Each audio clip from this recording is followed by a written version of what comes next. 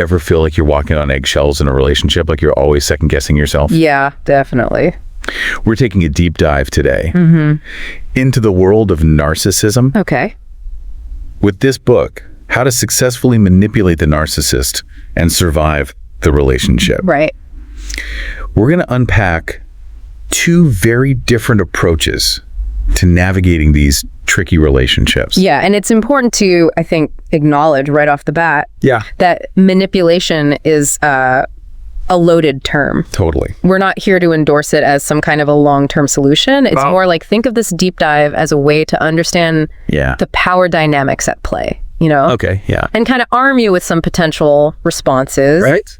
If you find yourself in this situation. Totally. Knowledge is power. Yeah. So the book dives right into this idea of narcissistic supply. Yeah. It argues that empathetic, forgiving people can become prime targets. Yeah. What exactly does that mean? So think of it like this, right? Okay. A narcissist needs constant validation and admiration to fuel their ego. Okay. They crave that feeling of being like special. Yeah. And they get that fuel, that narcissistic supply from the emotional reactions of others. So it's almost like they're feeding off your energy, using your emotions to validate themselves. Exactly. It's unsettling. Yeah, it can be pretty unsettling because, I mean, your anger, your sadness, even your attempts to please them, it's all seen as this confirmation of their power and importance.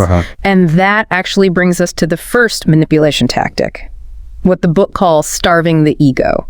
Okay, so is this like reverse psychology? Yeah, in a way. Instead of giving them the attention they crave, you cut off the supply.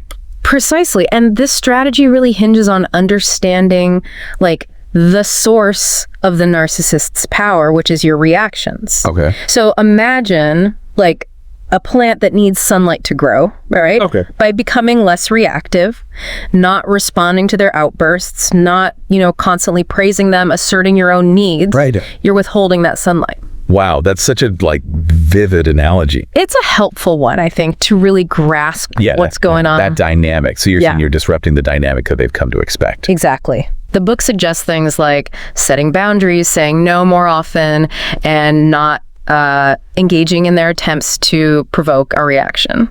That sounds like walking a tightrope, though. It can be. What does the source say about how this might play out in a real relationship? Well, the book is very clear. Yeah. That this approach isn't some kind of quick fix. Okay. In fact, it warns that this tactic could lead to the narcissist temporarily leaving to seek new supply, meaning they'll try and find someone else who will give them the attention that they crave. So it could backfire? It's possible. That's why the source really emphasizes the importance of staying strong, even if they come back with apologies or promises to change. Right. Which, let's be honest, could just be another manipulation tactic. It's a potential trap. You could end up right back where you started, or even worse off. Exactly. It's like This is starting to feel a little heavy. Yeah, it can be. Okay, so starving the ego sounds, emotionally draining, to say the least. Yeah, it can be.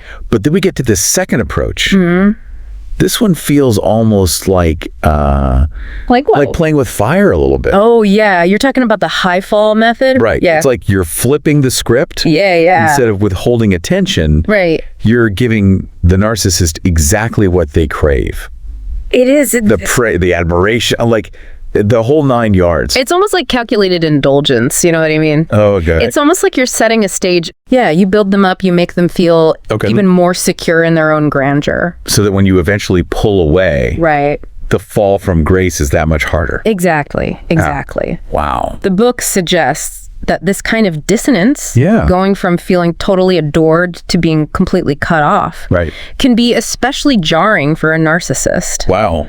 Because it really disrupts their need for control. Okay. And that carefully constructed self-image that they have. So it's a risky gamble, though. It can be, yeah. I mean, what are the potential downsides of this high fall approach? Well, the book is, I think, refreshingly honest about the toll it can take on the person who's actually implementing it. Yeah. It requires a level of inauthenticity, of putting on an act that can be really emotionally exhausting. Totally. You're essentially mirroring back to the narcissist everything that they want to see, which can feel, let's be honest, deeply disingenuous. And that could really mess with your own sense of self too, right? Absolutely. I mean, the book even uses the word phonies to describe people engaging in this tactic, which feels really telling. It does. It really does. You know, like it raises all sorts of ethical questions about manipulation, even when it's framed as a means of self-preservation. Exactly. Exactly. So we've got these two very different approaches. Yeah. You know, one about deprivation,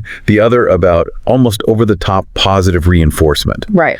But it sounds like both are meant to be temporary tactics. Yeah. Right. What does the book say about the bigger picture?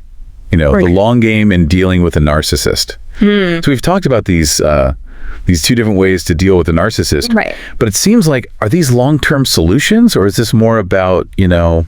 Yeah, that's the thing, right? Like, the book really emphasizes that. You can't change another person. Okay. Like, any change has to come from within. Right. And I think, as we've kind of discussed, like with a narcissist, that's probably not going to happen. Right. So it's less about fixing them and more about just figuring out your own path forward. Right, exactly. Yeah. These strategies, whether it's starving the ego or the high fall, ultimately what they're about is creating space for you to make your own decisions. So space to like breathe, space to think clearly. Absolutely. Space to figure out what you want and need. Exactly. Okay. The book really highlights the importance of setting firm boundaries, seeking external support, like maybe from a therapist or a counselor. And in some cases, you know, even choosing to exit the relationship entirely.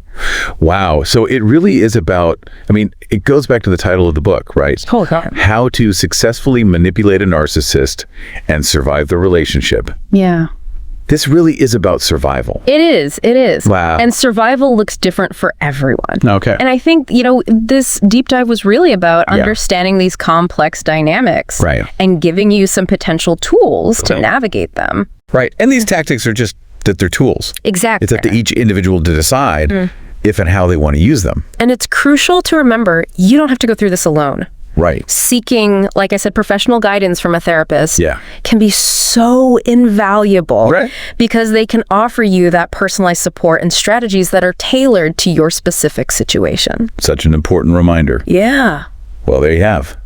This has been a deep and at times pretty intense dive into the world of narcissism. It really has. But if you are grappling with these dynamics in your own life, just remember, understanding the tactics is just the first step. The real power lies in choosing your response. Absolutely. Until next time, stay curious, stay informed, and most importantly, stay true to yourself.